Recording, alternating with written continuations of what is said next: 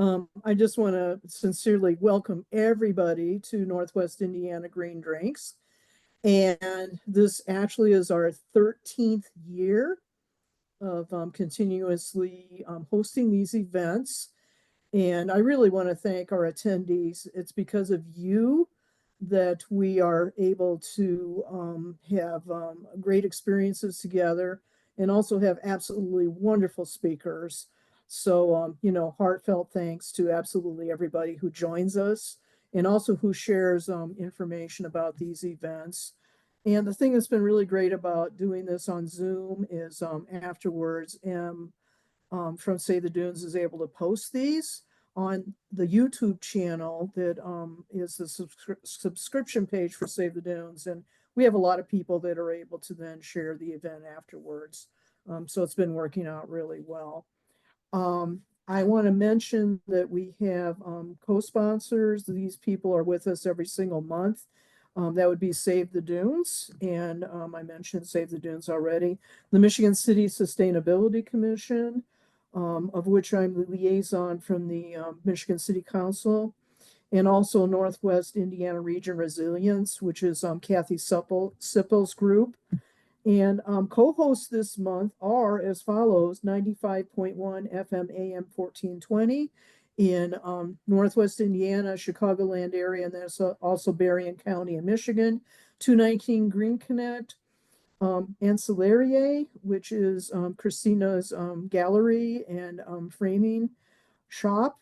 Indiana Audubon, the Indiana Birding Festival, and also the Indiana Dunes National Park, which is the host for the Indiana Birding Festival.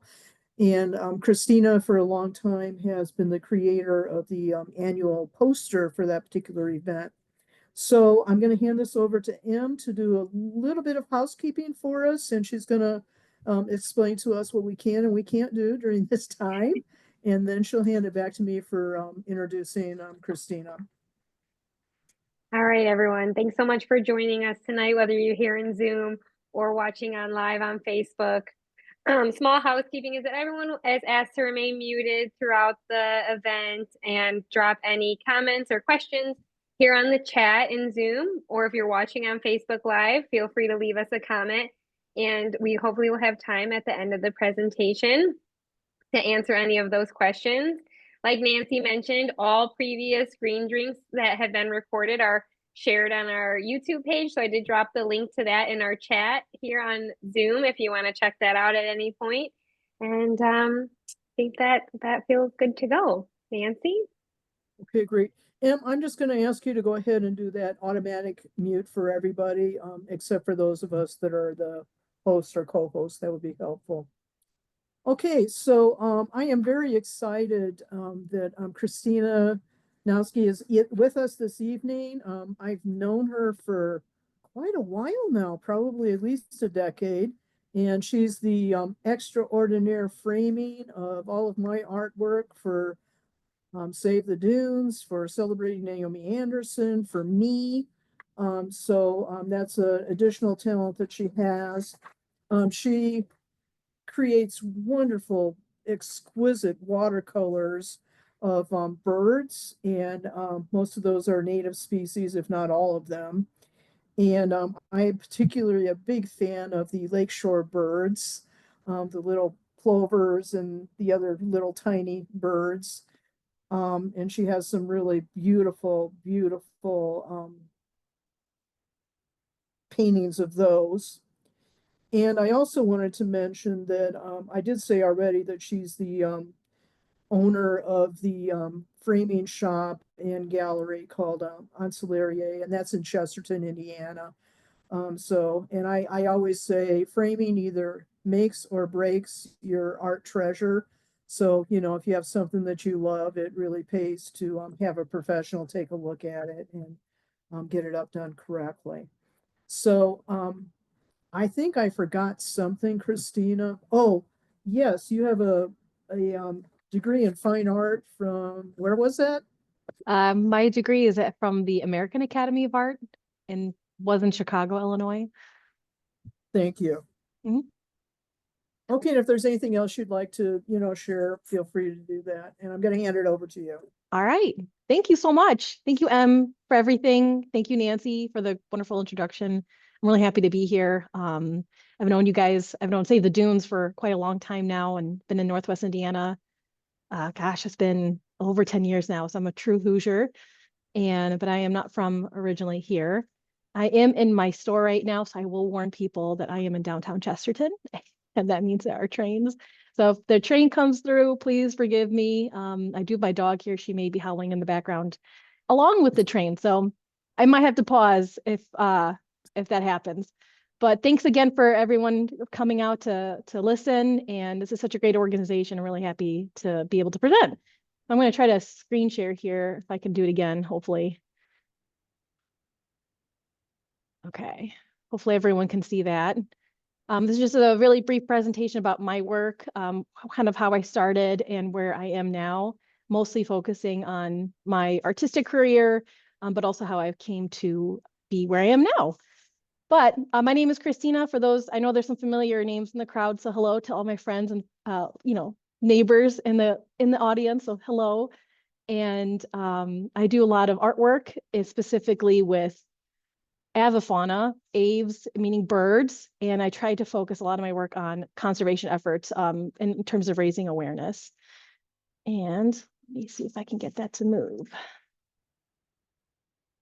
So I do mostly watercolor, and I started originally doing work with extinct species. I am a birder, and so I go out, and this is the best time of the year to go birding, especially Northwest Indiana. That's a picture of me when I was at the National Lakeshore, at the then National Lakeshore, now National Park in 2016, doing some birding and doing some photography for the Artist in Residence program. But I really started falling in love with birds, going to the Field Museum and the Peggy Notabart Nature Museum. And I use those still today as anatomical references. So if I can't find anything in the field, I'll usually go there to study from their specimens. And so both are extinct and extant birds. I like exploring those particular species, and the ones that are unfortunately past or extinct, I like to bring a sense of dignity and remembrance to them. I'm originally from Illinois, so I am a transplant here in Northwest Indiana. I went to the American Academy of Art in Chicago, Illinois. They unfortunately just closed down, so unfortunately they are not around anymore, but they had a heavy background in fine art and illustration. So I went to a four-year program, started off doing illustrational work, and switched when I started taking some watercolor classes. I used to hate watercolor, swore it off, never thought I'd ever paint in watercolor again since high school, and ended up taking one class to completely change my life and changed my major to fine art, but I still had that background in illustration. So my official major is in watercolor, but I have a lot of illustration background from those first 2 years as well. So this is some of the work that we did. We did a lot of life drawing, working with models at the school. So my background is pretty academic. It was really focused on being able to capture life, particularly a moving figure. This was like a 2-minute study in watercolor, which was exhilarating and also extremely stressful. But it just kind of part of my background is that technical sense of how I paint and how I approach things is working from life and studying it as much as I can. So that's just a quick watercolor study I did back when I was still in school. Some of my inspiration, if some people may know these names, some don't. John James Audubon's pretty common guy. Some people know him for his paintings. He did a lot of exploration. He did a lot of studies and beautiful paintings and engravings in watercolor, and kind of is the staple of most modern avian artists. My more modern version of that would be David Allen Sibley, who's done a lot of field guides. Any birder will probably recognize this name. I really love his style, and it's not as detailed as Audubon's, but I would argue his is actually more accurate and easier to identify in the field. So he's got a very unique approach to his work, and I really, really admire his both his birding skills and his illustrational work. I also love the classics. I love my Andrew Wyeth and Mark Rothko. I like those two dichotomies together too. I mention those only because a lot of my work is reflective of those two last artists, both Wyeth in the detail and Rothko with the more abstract elements. So when I was still in college, I was able to really take some time to focus on studying specimens from life. So I was very lucky, and I'm still able to go to the Field Museum and their collections department and study from their skins. So this is a Carolina parakeet, which is our native parakeet. I'm sorry, our only native parrot to to North America. Unfortunately, they are extinct, but they're beautiful birds, and they have a wonderful collection of specimens at the Field Museum. This particular one was just something I was using for a project. So it's one of my sketchbooks. I paint from life, taking measurements, mostly just being able to get an accurate visualization of what they actually look like because they're not around anymore. The best way for me to do that is to go and actually look at the bird in person. And because these are extinct, this is kind of the only reference I have that I feel very confident in. So some of these are extinct birds, some of these are endangered birds. This particular species is an endangered California gnatcatcher. So not very common, especially here in Northwest Indiana, but I was doing a series on endangered species at the time. So these are just sketches and rough like measurements of the both male and the female of the species. And you can see, especially a link at the eye, it's not really fully like detailed, and that's because it's filled with cotton. And those are just a preservation technique for those mounted specimens. Can everyone hear me okay? We're doing okay, hopefully. Hopefully not going too fast. This is one of my favorite species, the ivory-billed woodpecker. Again, my first love is extinct birds, and I thought eventually at one point that I would start doing other extinct species, including like mammals and fish, amphibians, plants. And I was like, well, I'll do birds first. And I just haven't stopped since then. So this has just been a growing love that I thought I would one day maybe stop painting, and it just hasn't stopped. So this is another study of an ivory-billed woodpecker that's an extinct species found in North America. So you can see that's one of the pieces I created in relation to using those skins and specimens to study for something a little bit larger, a little bit more finalized. So I was really playing with both detail and abstract work when I was in college and trying to build a portfolio. So I really dove into using anatomical reference and using a little bit of the story of the bird to be able to convey a story in the painting. So without getting too in depth, this particular bird is unfortunately been extinct since 1951. It hasn't had a verified recorded sighting since then. But because it's one of my favorite birds, it kind of got me down this rabbit hole into extinct species. So it feels very sacrificial, unfortunately, for me to get involved in something like this, but also want to remember the species. So got a little bit of some Rhyme of the Ancient Mariner in there for the title.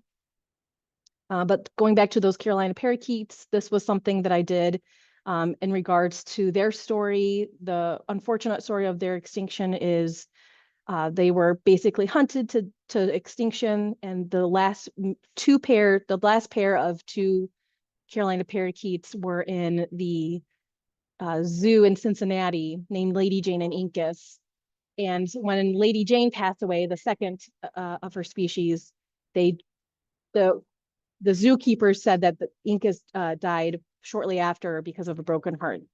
So there's this kind of tragic love story involved with these species, and I always feel like there's got to be such a sad, tragic story to them, especially being the last of their species. So I'm trying to get into the head of the birds a little bit too and what they're feeling. So a little bit more on the extinct species. This one is actually an imperial woodpecker, very similar to the ivory-billed, but also fortunately extinct. These birds were called, or similarly called, Lord God birds. And a lot of hunters would be struck by their size because they were so big. And so what happened was they would want them, because they were so impressive, they would shoot the bird and bring them back home to show off, basically, and keep as a specimen, which in theory is a good idea until you're doing it a lot, and then the bird becomes extinct. So I was using that dichotomy of the struck to create a painting that both captured the beauty of the bird, but also the tragic ending of these beautiful woodpeckers. If anyone's familiar with passenger pigeons, they have also an amazing story in North America as an extinct pigeon. Once numbered in the billions, they have been extinct now for over 100 years. They were very similar to our mourning doves, but just a little bit larger. And while they were so numerous, people thought they would never be able to go extinct. They never thought this food supply, this pest would be out of their existence at any time. They were excommunicated from the church for being so obnoxious to settlers. So this one's called excommunicated because they were literally excommunicated from the church. I forget the name of the bishop, by a bishop in one of the states. So fascinating history on passenger pigeons. And I think I have a few more images. St. Martha is the last female passenger pigeon, last known passenger pigeon that passed away again in the Cincinnati Zoo. That's got a pretty distraught history. But so I just want to remember her. Every September 1st from 1914, she passed away. And every September 1st, I post this image because I want to remember her. She has such an important story for extinction. There's another passenger pigeon, but I'm going to skip ahead just to save time a little bit. Like I mentioned before, these particular birds used to be here in North America, and a lot of people most people are not familiar with their story. And so a lot of the way I create my work is to, one, let people know that these birds existed, but also at the same time, let them know how they passed away and how they became extinct, because it's something that we can fix now. So these particular birds would be so numerous that they would literally darken the skies for days. It caused a lot of issues for farmers and just people in general, because they were, flying overhead and pooping on people and eating people's crops. Their main source of food doesn't even exist anymore because these birds were just so powerful to the ecosystem that it's hard to even imagine them today and those numbers. You would literally be able to shoot a gun and kill thousands or hundreds at one time, just because there were so many in such a dense area in the sky. And like I said, a lot of their trees, the chestnut trees that they used to eat, don't even exist anymore, sadly. But there is still one tree in Columbus, Ohio, that is so old that it experienced passenger pigeons. And so this old cemetery has built a monument. That smaller tree is built in remembrance of the passenger pigeon. But there is a tree on the property that is over 100 years old. I think it's 300 years old, and has experienced passenger pigeons on its branches. But I was really lucky because they were trying to commemorate their tree with and the existence of the passenger pigeon with a memorial. So they used my image for a plaque that's inside the cemetery. So I'm really honored to be able to have that artwork be able to be translated into something like this. And it's just a cool piece of history. So if you're ever in Columbus, Ohio, go to the Green Lawn Cemetery, and there's a monument there with this image that you can read about the passenger pigeons. So when I was in school, I was really obsessed with these extinct birds, and I still am to this day, but I wanted to keep expanding into more different birds. I'm like, if I'm going to be spending all this time and energy in extinct species, maybe I should also start focusing on endangered species to be able to protect the ones that we currently have. So when I was still working on this portfolio, on this body of work, I started kind of expanding my reach into endangered species. This particular species is the whooping crane. It's actually had a wonderful comeback story in the last few years, and they've used to be down to about, I forget the numbers, but it was something tragic, like 17 species on the planet, and they were extremely uncommon. They've made quite a comeback. They're doing really well. They're still very uncommon to see, unfortunately, but they're a close neighbor and cousin to the common sandhill crane that we see a lot in here in Northwest Indiana. So kind of using very like religious imagery along with the extinct species and the endangered species, I wanted to do something really powerful with this endangered species. So I painted it full size. So this particular bird has I think it's a 7-foot wingspan. And so I did I did 3 panels of 30 by 60 inch canvas. So that's a triptych that's totaling 90 by 60 inches. And for size reference, that's me back in the day next to it for size. And I just wanted to show people how impressive these birds were that were on the brink of extinction at the time. That was over 10 years ago now. But so it's just I think a fun interactive part of it, being able to see the size of the bird and also realize that we're in the risk of losing these species. And by using painting and art, I can hopefully reach a wider audience and get people interested in these birds and learn more about them. So breaking into the endangered species really kind of snowballed me into just birding and painting birds in general. So you have to kind of know what you're painting. And so I started birding back in like 2011, I think it was 2012, right when I was getting out of college. It was one of those things that I just really fell really hard into as soon as I got invested in it. Got a good pair of binoculars, started going to birding clubs, and just started going out and looking at birds. And I think it's really helped me as a painter, but it also just makes me appreciate and know my particular subject matter. So these pictures are, so I think they're from Colorado. So the background is a little bit nicer than, they're a little bit more dramatic than our dunes here in Northwest Indiana. But I've been lucky to be able to go travel and look at different landscapes with different habitats. And I do a lot of birding here in the region. We just went out, me and my husband just went out and looked at warblers at the Heron Rookery, did some birding at the Coles Bog, trying to find some yellow-headed blackbirds. So in the midst of all this, I'm trying to be an actual birder too. I'm not the best by any means, but I think a lot of that helps me be able to understand my subject and feel like how it moves, how they should be interacting in their space. And so I can consider that an integral part of my process.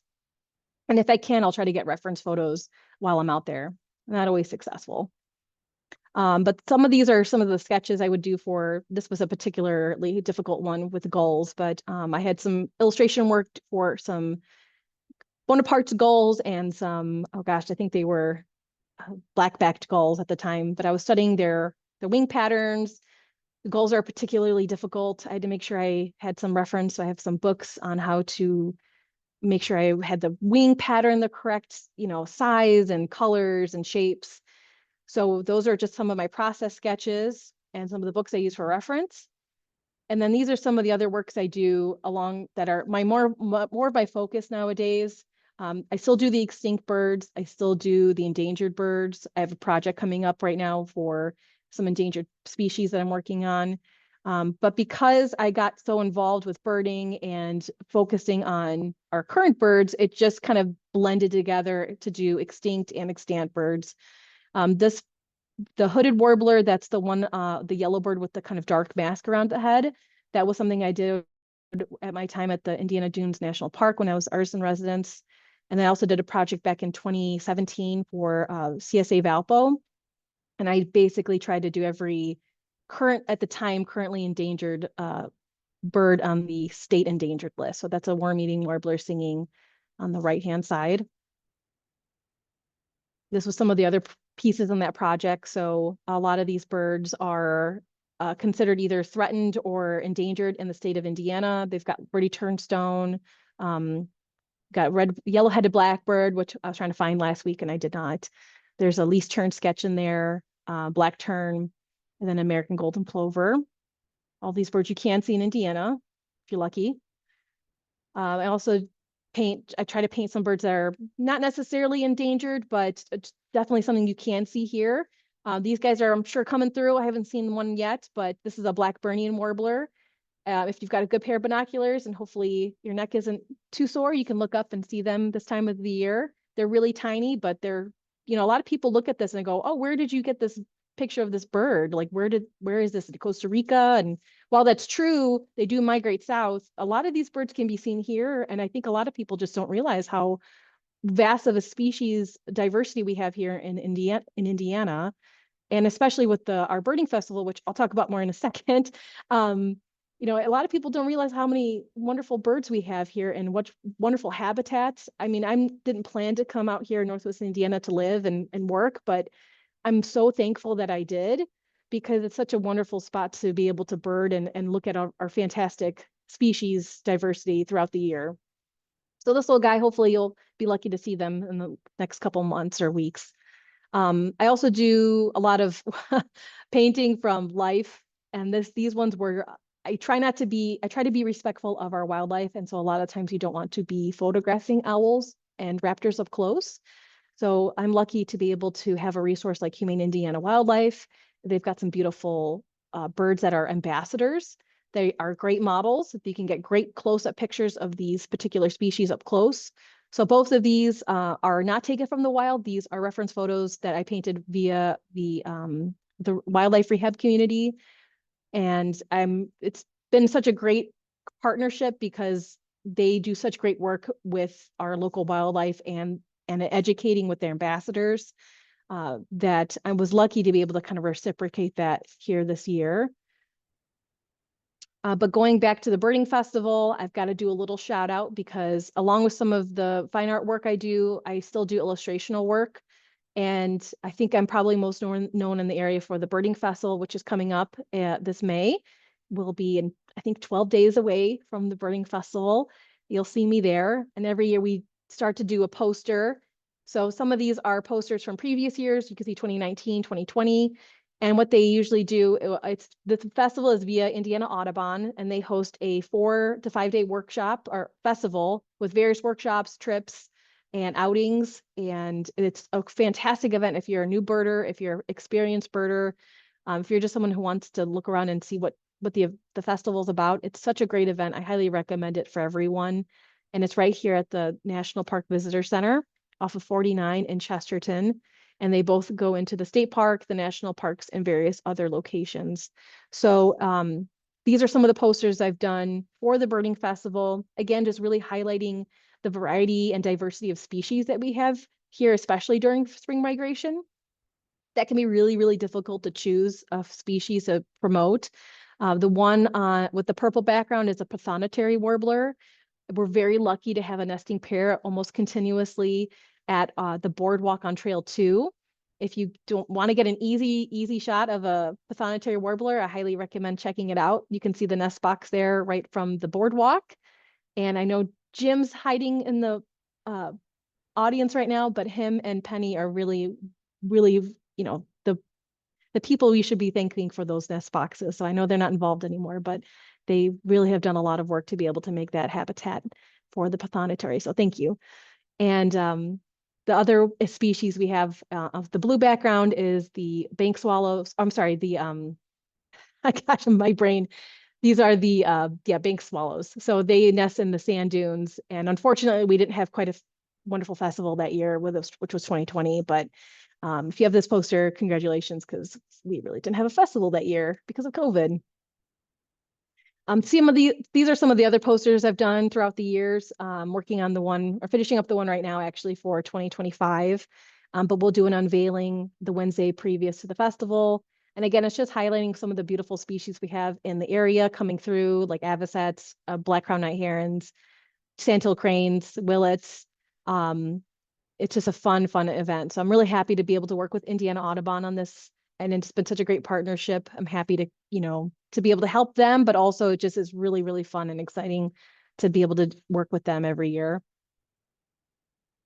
I mentioned before too that I was able to do the Arts in Residence program for, at the time, the National Lakeshore.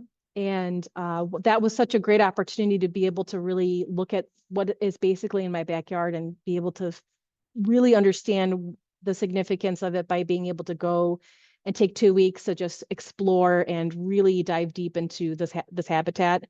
This is Cole's Bog on the south parking lot. I was able to go in the fall, so there was still a lot of leaves on the trees. The colors were just starting to change. I am not a plein air artist, but I just thought I'd show this to show people how some of the sketches I do beforehand.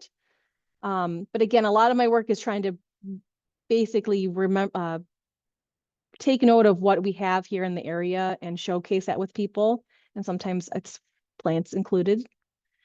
Some of the other work I do outside of illustration work and fine art is just trying to be supportive of my community, especially our great birding community here. Back in 2016, I was able to help out with the Saw-Whet Owl banding for Project Owlnet. And while I haven't done that every year, I still try to help out in ways from afar. But I do a lot of design work for Project Owlnet, and that's a picture back when I was able to do the banding. You can see how cute and wonderful these cute little saw-whet owls are. If you're not familiar with Project Owlnet, I highly recommend coming to the dunes in October and November and going behind the scenes banding. It's such a cool process. It's sometimes kind of hard to be able to transition into the winter that time of the year, but this always makes me look forward to the fall because you get to see these cute little guys. So I've done some work with illustration work on their t-shirts and promotional products for Project Owlnet. And something else I've been really invested in the last few years is actually looking at dead birds. So instead of just looking at specimens, I'll find a lot of found specimens via window strikes.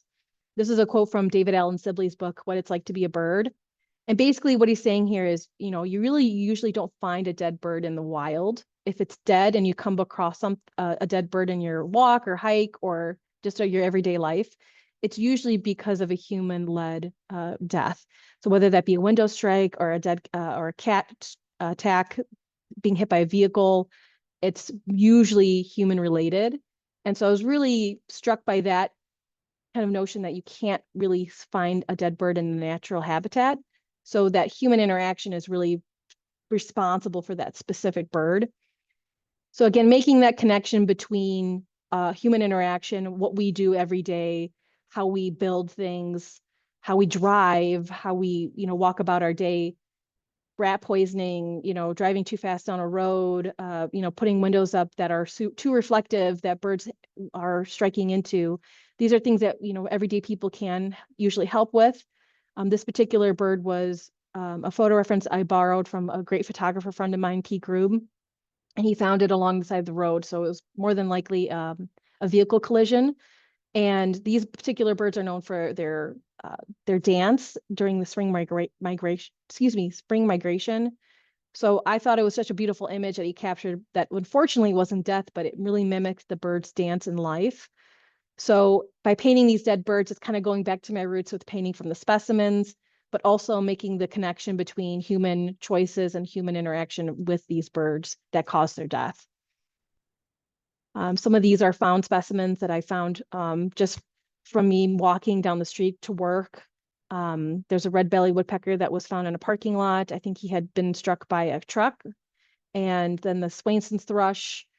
I'm trying to remember where I found that one, but a lot of these birds are not gory and gross necessarily. They're just usually window strikes, and they'll basically have a brain injury that will kill them instantly, and they'll just drop dead. So they're kind of in these very delicate poses and not really, I don't want to use the word gross, but they're easy to handle and study from, which makes them excellent specimens, but also I want to be able to paint them to let people know and realize that, yes, these are dead birds, and whatever you may be doing every day may be causing them. So every once in a while, I'll find a dead bird and take photos, and I'll end up burying it or putting it somewhere it can rest and get it out of traffic's way. But, I'm sure a lot of people have heard this more than one time, but if you do have a bird that's hit a window, make sure you take it to a rehabber if you can, because there's a lot of things you can't see right away from from the window strike that they can help with. And also, if you have cats, it is a really good opportunity to say, please keep them indoors. They do a lot of harm to our native wildlife. And I won't get into that discussion too much today. See, there's some of the other species I found on my own. So I've got a Tennessee warbler and an American tree sparrow.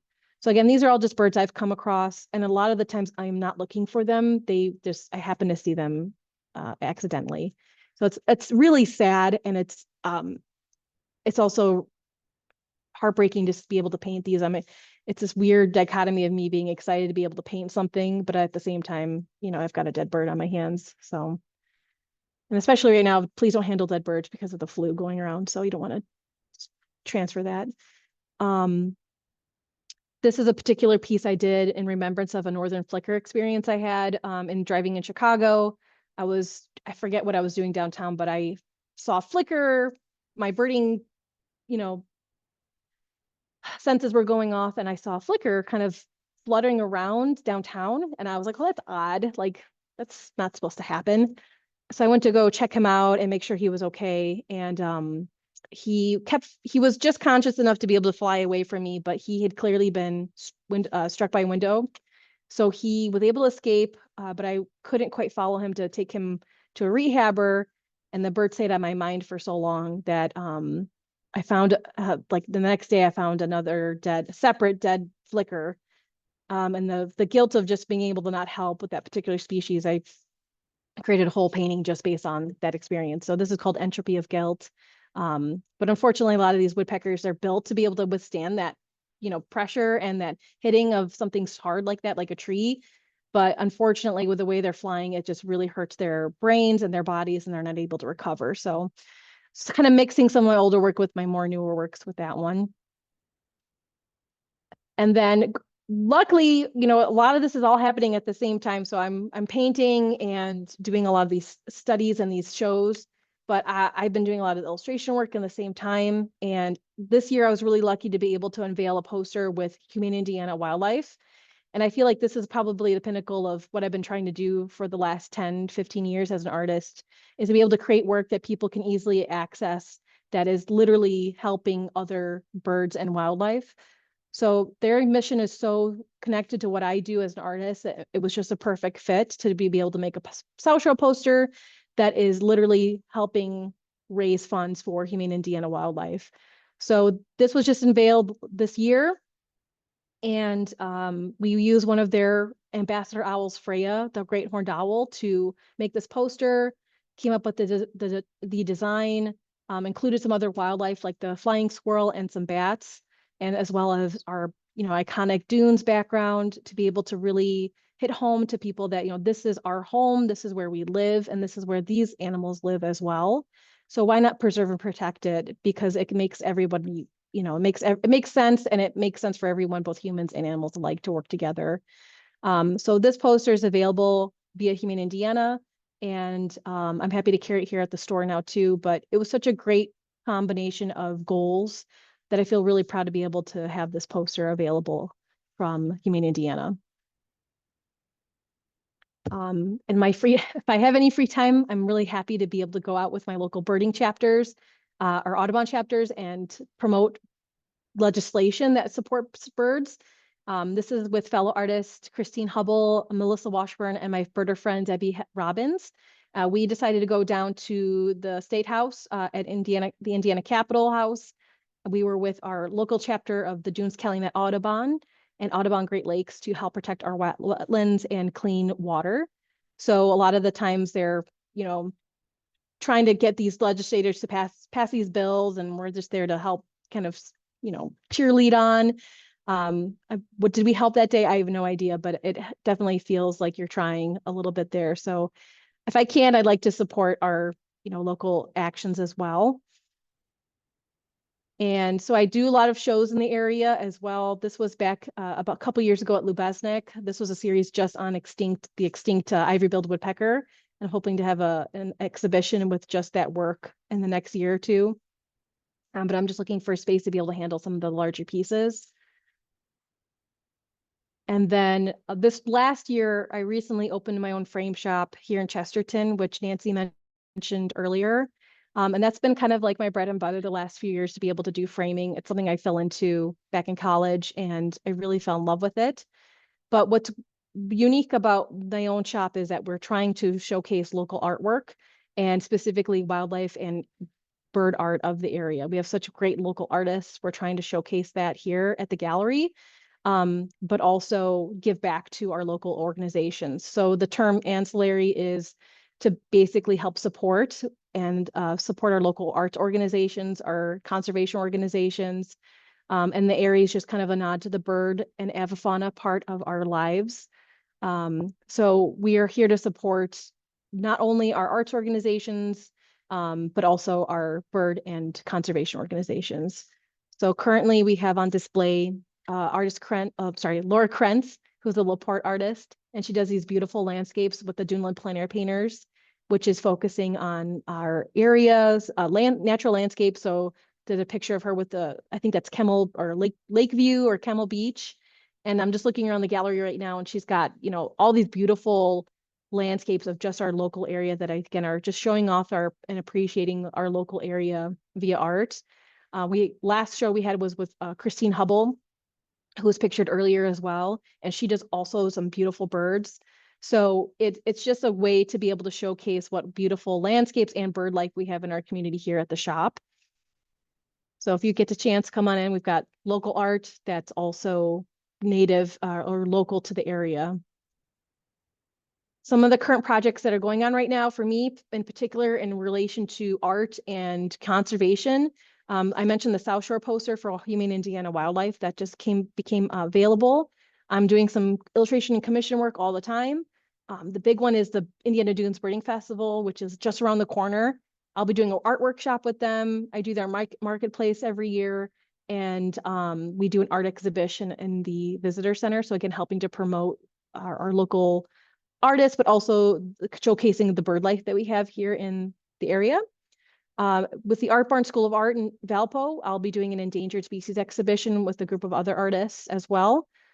And then throughout the next year and a half, I'll be doing a group project with other Indiana artists, mostly plein air artists, on the Indiana glacial lakes. So we're going as artists to these various lakes, painting. I'm doing a lot of birding, and we're trying to raise money for the Art Nature Consortium that is basically raising funds for clean water in Indiana. Also coming up back in June 2026, I'll be doing an exhibition with 2 other bird artists. One is Betsy Fleek, and the other is Christine Hubble in June 2026. And then I do have a project that's coming up in 2026, but I can't say anything yet, but I'm very excited, and I'll be sharing it in January of next year. So wrapping up a little bit here. I hope that wasn't too much information.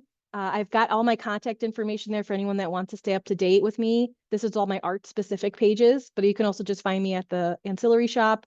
I'm usually here every day. So I basically just tried to commit my life to art and birds. So anything related, I'm happy to help with. And hopefully we'll continue doing that with the work here at Ancillaerie, with the birding festival, with our arts organizations, but with Save the Dunes, Audubon Great Lakes, Dunes Calumet Audubon. I'm all here for it. So I'm going to pause here and stop this share for a second, but I am going to open up to questions. Oops. Thank you so much, Kristina. Your art is so beautiful. So thank you just for all the great visuals on that. We do have one question in the chat, so I guess we'll start there. It is from Monica, and it's asking about how can you excommunicate a bird? That's a really good question. So I'm not super familiar. I was raised Catholic. I'm not super familiar with the Me too. how that works now. Yeah, But right. apparently you can excommunicate a species or a bird if you're a bishop. So there's a bishop, and I can't remember. I can follow up with you on this. But there was a bishop that basically was so upset with how the bird was terrorizing as a pest to the local crops that it banned it from the church. So it was definitely more of a it was an action that really didn't have a lot of weight behind it, other than, I don't know. It's such an odd thing it was such an odd thing for me to read that's why I made a painting about it, because I've never heard of something being excommunicated. Right. When you put it like that it's got something to do with crops, I sort of get it. But yeah, as a former Catholic, I'm like, wait a minute, there are steps that must be followed here. Well, right? I think the theory is, if they're all God's creatures, maybe they're automatically baptized. And so this one apparently, though, had that right taken away from it, which is very cruel. But I think it says a lot about who we are as a human being as a whole. But yeah, it's a very interesting part of the passenger pigeon history. I didn't mean to be a smartass, really. No, I had no idea people didn't just get on and be a smartass. But I will come to your shop. I'm coming to the Bird Fest. Yay! Your work's beautiful. Thank you. Okay, we've got one other question in the chat right now. Would you ever consider creating a book of your bird illustrations? I loved hearing your stories and tidbits behind your work as well. Hi, see you, Lindsay. Hi, Lindsay. Lindsay is a good friend of mine. So she's actually going to be a part of the show, the Endangered Species show with Art Barn. So shout out to Lindsay there. I would love to. I've always wanted to do something, especially with the extinct birds, but I've got too many projects on my plate right now, but I'd love to do something in the future, especially with our local bird life as well. And then I just have another question from Save the Dunes staff, who all were admiring your poster, is where can we acquire this Preserve and Protect South Shore poster? Is what was the question. I'm trying to turn my pic. I've got a few behind me right now. So I've got them here at the store, but I always encourage people to get them directly through Humane Indiana if they can. Mine I get through them, But at the same time, if you want to make a bigger impact, I suggest going directly to them. But if you are looking for something quick and easy and you happen to be in Chesterton, you can get them here. But at the same time, I know you can get them at the Wildlife Center. There's a Paws Resale Shop in Highland. And I think there's another location, but I know for sure those two locations in regards to Humane Indiana, they carry those there. Awesome. Thank you. Yeah. All right. That's it for comments that were dropped, but obviously if anyone else has questions, feel free to come off mute and ask Kristina. Yeah. Em, are there any questions and comments on Facebook? No. Not at the moment, Nancy, no. Okay. I have a question, Kristina, because you've already painted such, haha, yeah, no, it's a nice one. You've painted so many wonderful species already. Do you have a species unicorn that you really want to paint yet that you haven't had a chance? Oh, yes. There's too many though. Well, yes, there's too many. There's too many. But I have just gotten a really good reference photo of a Wilson snipe, which made me really happy. And I feel like because we got the photo reference, I have to paint it. So, but honestly, I went on a huge journey to try to find a mangrove cuckoo when we went to Florida last year. And man, I found it, but I got a horrible picture of it. So I would love to go back and find that just to be able to get another picture and paint it and just knock it off I painted you, haha, got you, bird. So mangrove Love cuckoo. that. Love it. Not a native Northwest Indiana bird, but still a cool one. Have you, thinking of your work, I've seen a lot of, warblers and a lot of shorebirds. Have I seen hawks or eagles or any of the other I haven't rap- Let's see. So part of the CSA project back in 2017, I did some hawks. There was bald eagle, osprey. Gosh, I'm trying to think off the top of my head. I think it was a Mississippi kite, and I'm trying to remember which hawk it was. Done a couple hawks, but they were really quick, rough paintings. So I don't really showcase those a lot, but I have done them. So that was 55 birds I painted for that project, and I don't remember each one. It was a lot, but there was hawks in there. There were hawks and raptors in there too. So a lot of owls. Okay. Well, who doesn't love an owl, right? Can't go wrong. Any other questions? Kristina, have you painted hummingbirds? I have, yes. Those are hard to get pictures. Yes. Yes. I can't imagine. We're lucky. We've got some good pictures now, but yeah, I don't have the feeders up yet, but I know they're coming. So yeah, I've done some hummingbirds, mostly the ruby-throated, but I know there's plenty of other ones out. I'd love to go to like Costa Rica, somewhere in South America to look at all the hummingbird species there, but that's a bucket list trip one of these days. Yeah. My mom was a avid lover of hummingbirds and owls. Those were her two favorite birds. I'm prone to like the woodpeckers, but I just saw my first catbird and I love catbirds. I mean, it's impossible to ask what the favorite is though. They're all wonderful and exciting. Yeah. You had mentioned bird strikes on windows and stuff like that, and I wanted to share a little trivia fact, which I think is important and also essential, in that McCormick Place in Chicago was considered a bird death trap, and they over the last year or two they've installed actually that polka dot pattern on all of their large windows, and it has decreased the bird strikes by 95% compared to the previous summer. So I think that is really significant. And I know there are a lot of bird advocates in the Chicagoland area that are trying to get many of the other skyscrapers to actually, Yeah. install those polka dot patterns on windows. And people can actually do that on their homes too. Mhm. And those are readily available online now. I'd actually done a search not too long ago.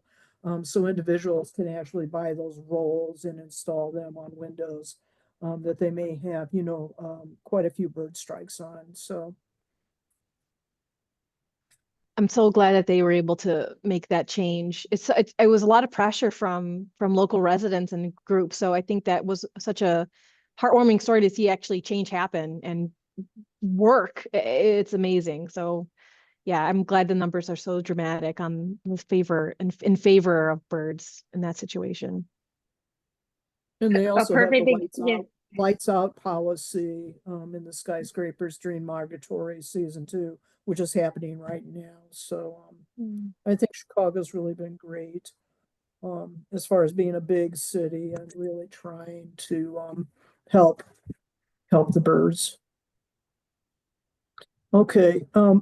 I any more questions, Em? I'm not seeing any. I'm not, Okay. Monica. You have your hand raised. Did you have anything else?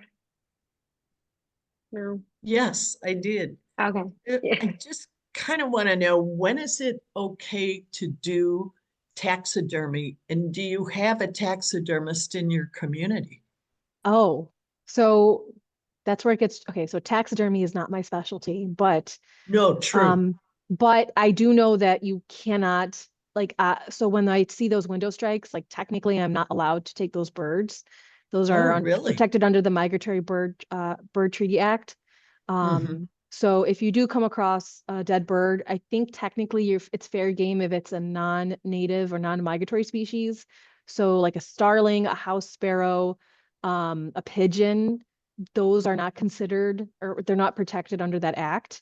So there Hmm. was actually a class I did not partake in. I watched from a distance, but I watched they will take pigeons and basically use them as they did a workshop and taxidermied the pigeons.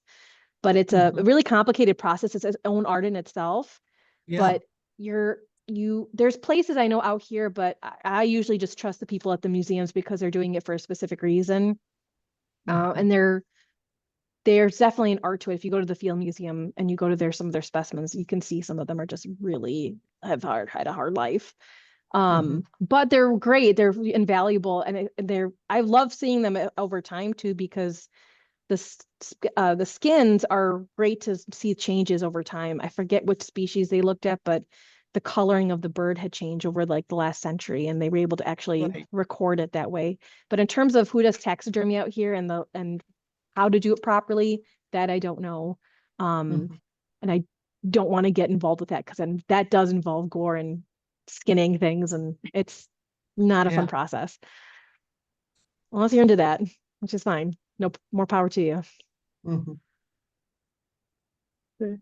All And right. this may be a good time to actually transition. I know that Harshini had shared with you a permit that's coming up with BP or something like that. Yeah, so this is one of our action items that we have for folks watching tonight. The BP Whiting facility is up for their NIPD's permit, which is their water discharge. What can they discharge? How much?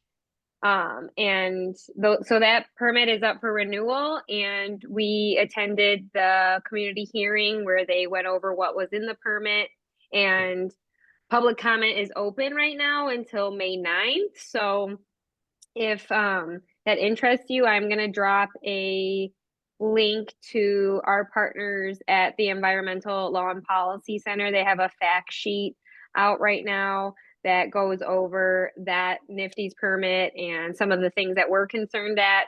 Save the Dunes does submit a written comment on behalf of our organization and our members. And I would just say one of the things we're really urging for is a lower mercury discharge level.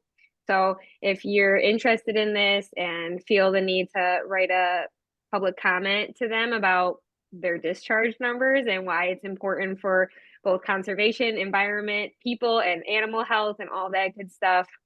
I think that was Kristina. I wanted to say great examples of like why promoting coexistence is really important in our area and why speaking up and using our voices are so impactful when we come together on a shared initiative. So this is something that everyone could get involved with. We're all affected by the water quality in our area, the air quality in our area, but these are specific water permits. So that's what Save the Dunes really watches. So I shared that in the chat.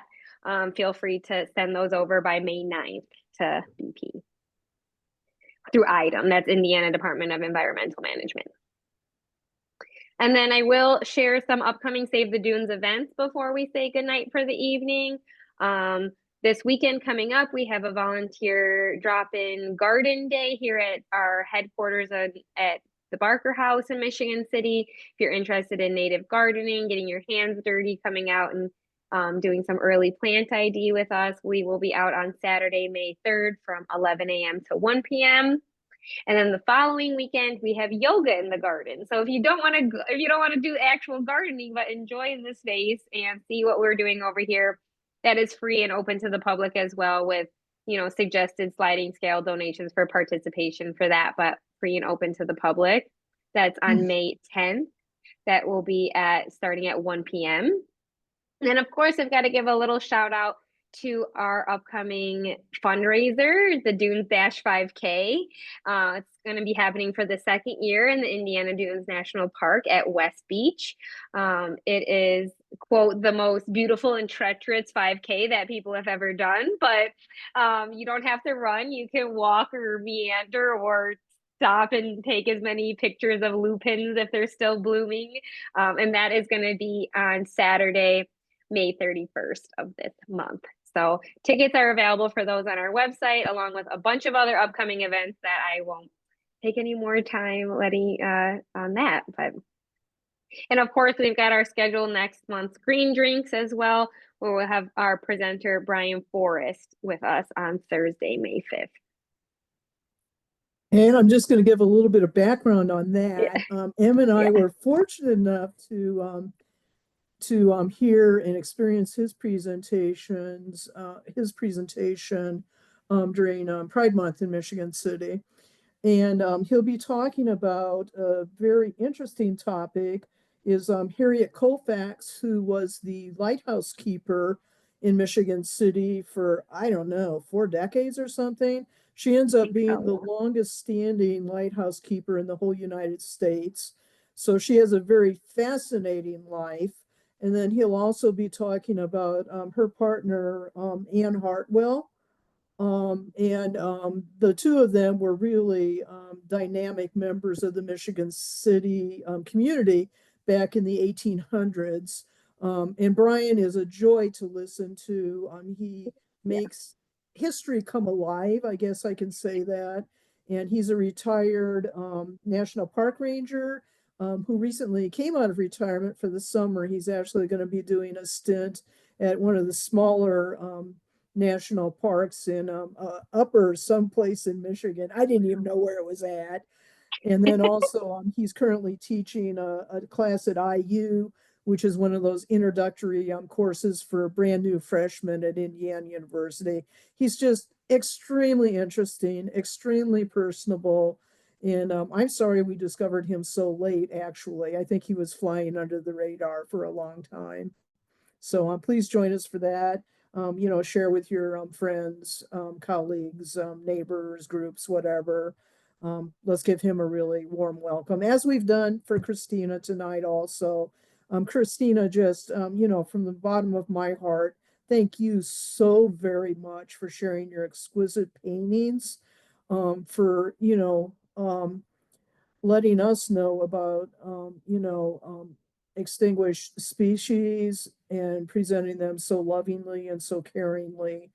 And there's a lot we can do to prevent our endangered species from actually ceasing to exist. So thanks for the public policy aspect of that also being included, Kristina. Thank you. Thank you, Nancy. Okay. I guess it's a wrap. Yes, thank you everyone for joining us tonight. It's always good to see everyone here. So hope to see you again next month.